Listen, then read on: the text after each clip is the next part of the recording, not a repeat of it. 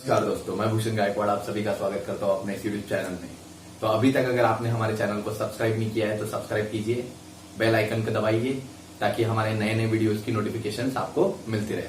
ठीक है, तो आज हमारा जो टॉपिक है वो है मॉलिक्यूलर बेसिस ऑफ इनहेरिटेंस का, that is DNA replication is semi conservative. इसका प्रूफ हम पढ़ने वाले हैं। हमने लास्ट टाइम डीएनए रेप्लिकेशन पढ़ा जिसमें हमने देखा कि एक डीएनए अपनी कॉपी बनाता है बिफोर सेल डिवीजन। कोई भी हमारे बॉडी का सेल जब डिवाइड होता है तो डिवीजन के पहले डीएनए अपनी कॉपी बनाता है ताकि दोनों डॉटर सेल में equal amount of DNA enter हो। ठीक है, तो डीएनए रेप्लिकेशन हमने कल देखा था सेमी कंजर्वेटिव टाइप का होता है।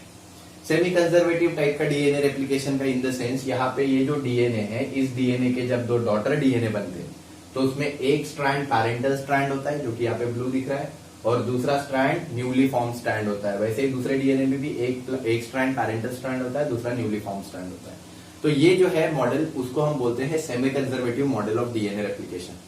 तो ये प्रूफ देने वाले जो साइंटिस्ट थे वो थे मिचेल्सन एंड स्टाहल। इन्हीं का एक्सपेरिमेंट हमको आज डिस्कस करना है। इस एक्सपेरिमेंट में उन्होंने एक्सप्लेन किया है कि किस तरीके से डीएनए जो है वो रेप्लिकेट होता है बाय सेमी कंजर्वेटिव मॉडल। तो पहले हम मॉडल्स के बारे में समझ लेते हैं। डीएनए के 3 मॉडल दिए गए थे, conservative, semi conservative and dispersive. ठीक है, तो कंजर्वेटिव मॉडल में हमको क्या बोला गया था कि डीएनए जो है, अगर यहाँ पे मैं आपको बताऊं तो ये जो डीएनए है इसमें बोला गया था कि एक डीएनए कंप्लीटली पैरेंटल होगा और दूसरा डीएनए कंप्लीटली न्यूली फॉर्म्ड होगा।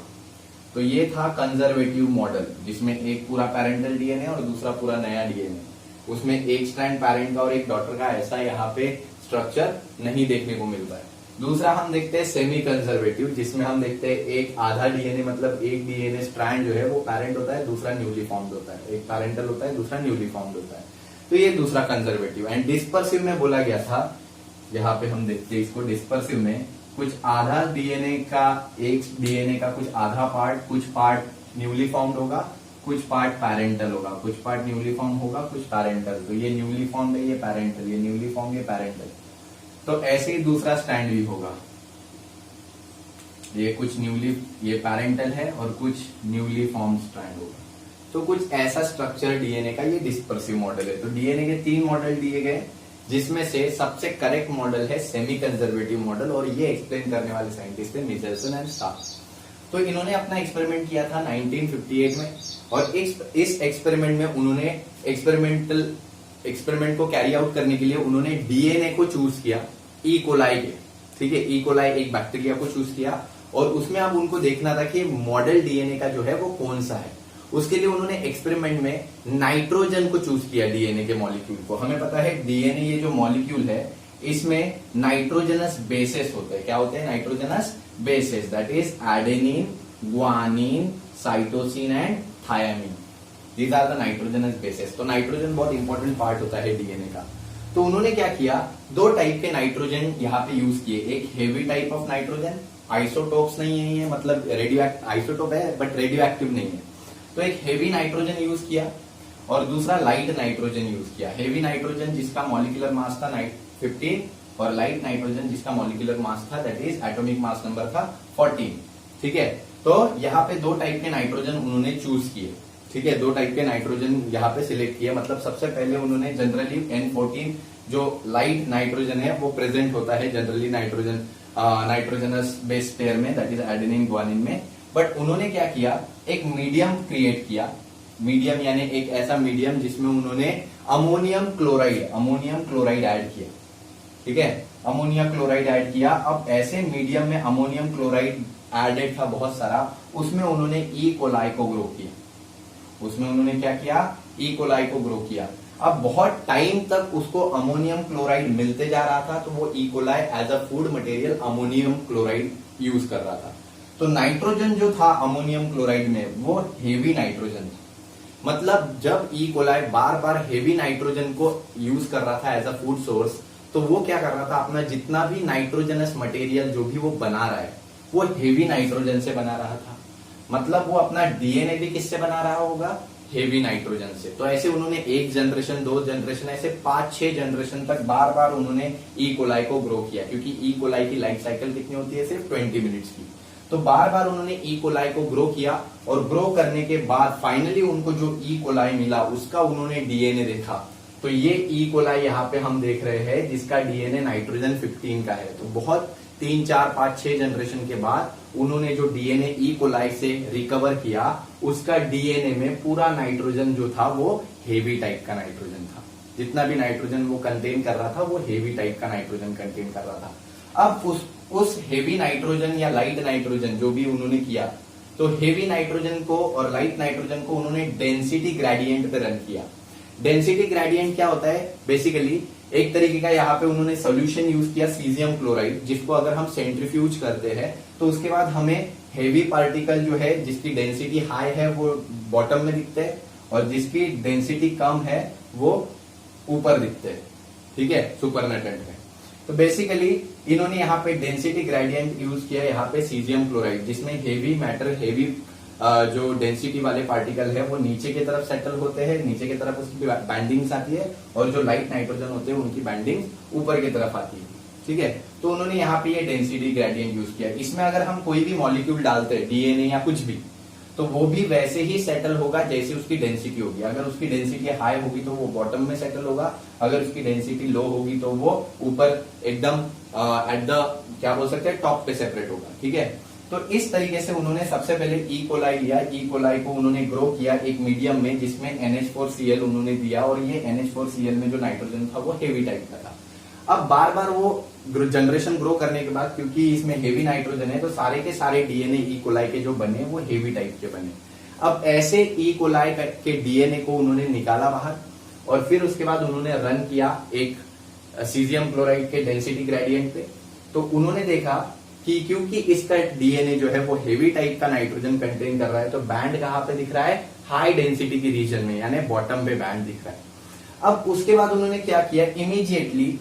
इमीडिएटली वो ई कोलाई जो है वो ट्रांसफर कर दिया अब एक मीडियम में जिसमें अगेन अमोनियम क्लोराइड है, बट वो अमोनियम क्लोराइड में अब नाइट्रोजन कौन सा है? दैट इज लाइट नाइट्रोजन है, that is 14 atomic mass number का नाइट्रोजन है। मतलब अब ये ई कोलाई जो पहले अभी तक हाई नाइट्रोजन कंटेंट में ग्रो हुआ है, अब ये लो नाइट्रोजन के, मतलब जिसका एटॉमिक मास नंबर कम है, ऐसे नाइट्रोजन कंटेंट में ये ग्रो होगा। मतलब अब ये जो नाइट्रोजन यूज करेगा वो नाइट्रोजन कौन सा होगा?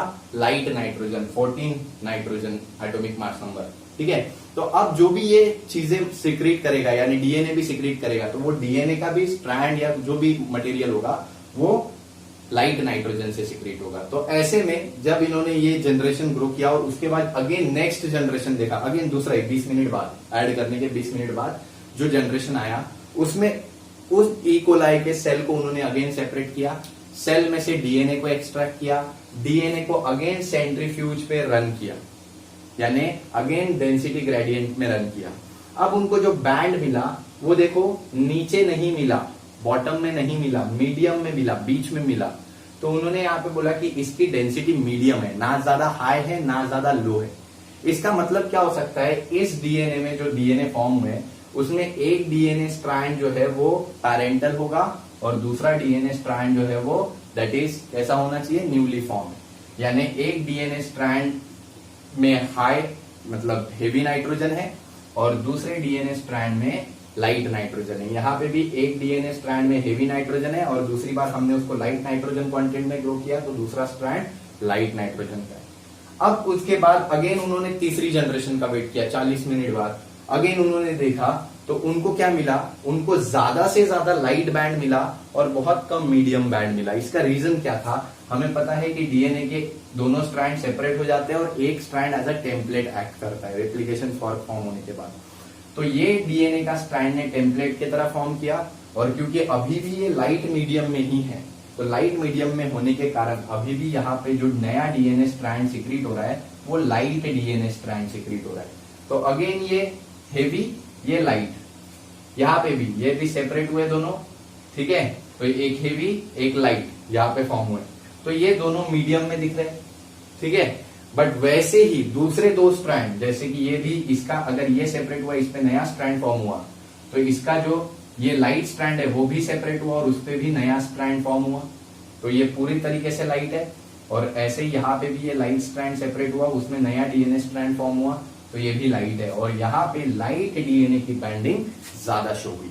तो इस तरीके से डेंसिटी ग्रेडियंट के बेसिस पे उन्होंने बताया कि जो डीएनए रेप्लिकेशन का मॉडल यहाँ पे फॉलो हो रहा है, वो डीएनए रेप्लिकेशन का मॉडल कौन सा है, सेमी कंजर्वेटिव। क्यों? अगर ये कंजर्वेटिव होता तो यहाँ पे मीडियम स्ट्रैंड फॉर्म ही नहीं होता।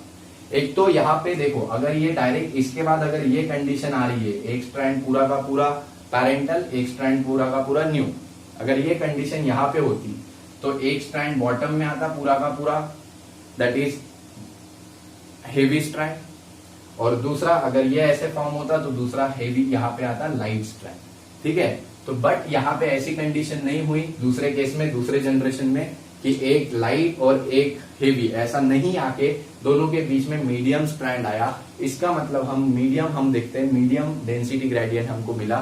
तो इससे हमको पता चलता है कि एक स्ट्रैंड इसमें एक स्ट्रैंड कैसा होना चाहिए, पैरेंटल, और एक स्ट्रैंड कैसा होना चाहिए, दैट इज न्यूली फॉर्म। इससे हम बता सकते हैं कि जो रेप्लिकेशन का मॉडल है वो सेमी कंजर्वेटिव मॉडल है। और ये मॉडल देने वाले दो साइंटिस्ट थे, मिचेल्सन एंड स्टार, जिन्होंने अपने एक्सपेरिमेंट दिया।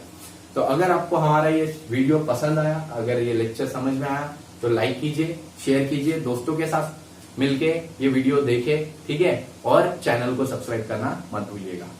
धन्यवाद।